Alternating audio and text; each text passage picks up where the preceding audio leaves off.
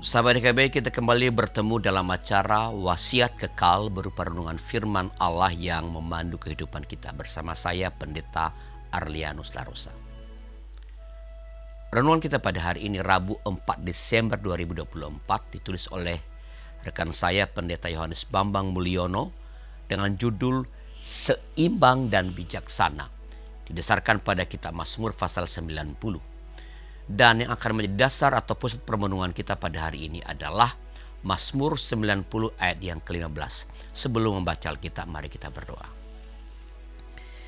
Bapa di sorga, kami mohon Engkau yang menolong kami ketika kami akan membaca Alkitab dan mendengarkan sabda-Mu, supaya dalam kemurahan-Mu kami boleh mengerti yang Engkau kehendaki kami kerjakan dalam hidup ini.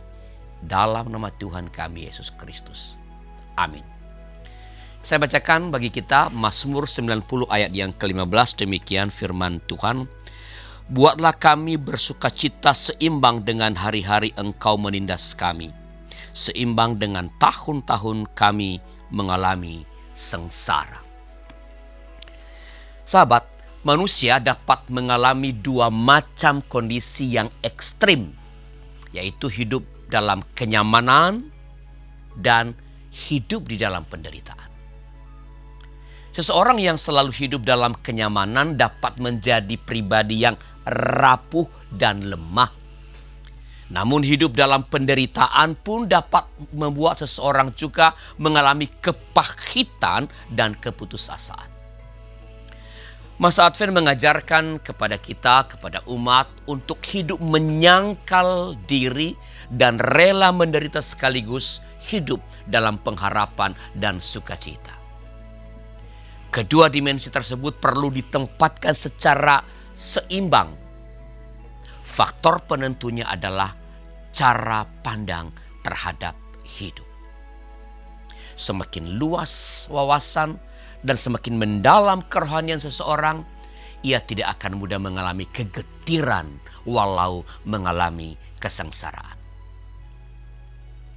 Dengan menghitung hari-hari yang dijalani, seseorang akan beroleh hati yang bijaksana.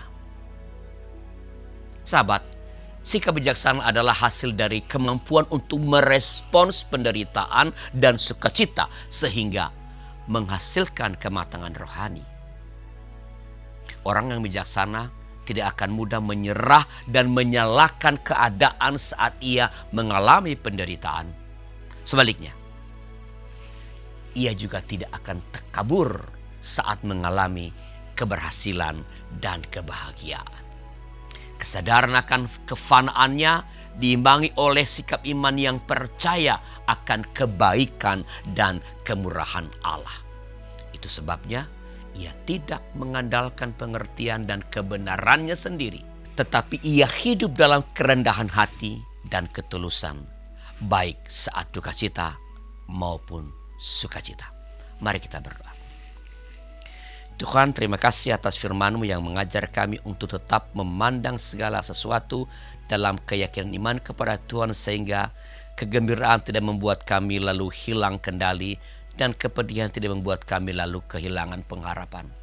Tolong kami untuk boleh melihat, memandang segala yang kami alami dalam iman kepada Kristus, dalam keyakinan akan anugerah dan kemurahan Allah. Tuhan, kami berdoa bagi setiap orang yang sedang mengalami kekacauan hidup karena berlimpah-limpahnya harta, yang mengerjakan segala sesuatu hanya membuang-buang harta karena terlalu banyak harta yang telah dikumpulkan, sementara ketenangan jiwa tak dimiliki. Juga kami berdoa bagi mereka yang mengalami penderitaan, susah untuk mendapatkan bahkan kebutuhan sehari-hari, lalu mereka tinggal dalam kekhawatiran. Tolong mereka dengan kemurahan-Mu, berikan hikmat boleh mengerti kehendak Allah.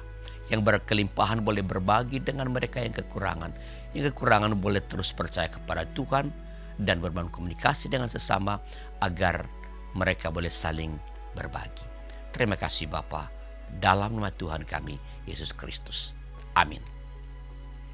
Demikian sahabat, renungan kita pada hari ini. Jangan lupa subscribe, like, dan bagikan kepada sebanyak mungkin orang.